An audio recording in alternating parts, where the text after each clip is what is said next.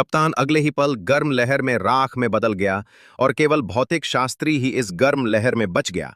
इस दृश्य को देखकर नाविक ने अपने आप को दोषी मानते हुए बेहद अपराध बोध महसूस किया और अंततः उसने आत्महत्या का फैसला किया। अब वनस्पति उद्यान पूरी तरह से जलकर राख हो चुका था। इसका मतलब था कि बचे हुए ऑक्सीजन से न केवल बाकी लोग जीवित नहीं रह सकते, बल्कि सूरज में परमाणु बम छोड़ने का समय भी नहीं था।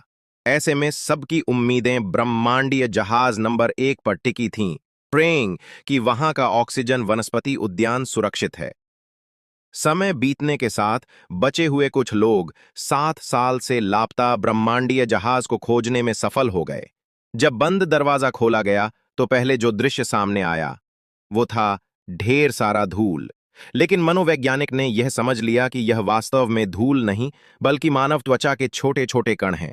जल्दी से खोज करने के लिए सबने साथ में चलने का फैसला किया।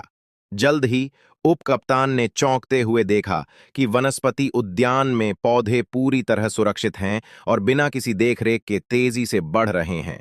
कुछ तो 10 मीटर से भी ऊंचे हो गए हैं। वहीं मुख्यालय में एक सवाल उठता है।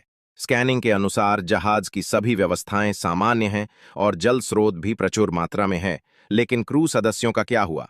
जब उन्होंने ब्रह्मांडीय जहाज 1 का अंतिम वीडियो खोला तो पता चला कि जहाज का कप्तान पहले ही सूर्य की सतह पर पहुंच गया था।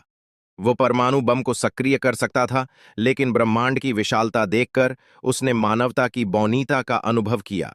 उसने सोचा कि मानवता को प्राकृतिक नियमों का सम्मान करना चाहिए और कभी भी जीवन की सत्ता को चुनौती नहीं देनी चाहिए।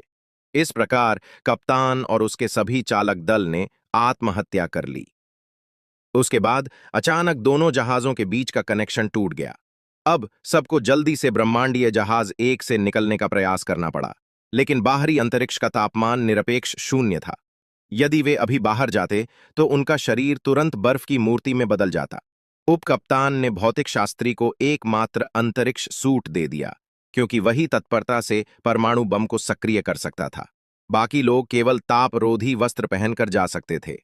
मनोवैज्ञानिक ने खुद का बलिदान देने का फैसला किया, जबकि सभी ने तेजी से हवा के कक्ष में कूदने का प्रयास किया।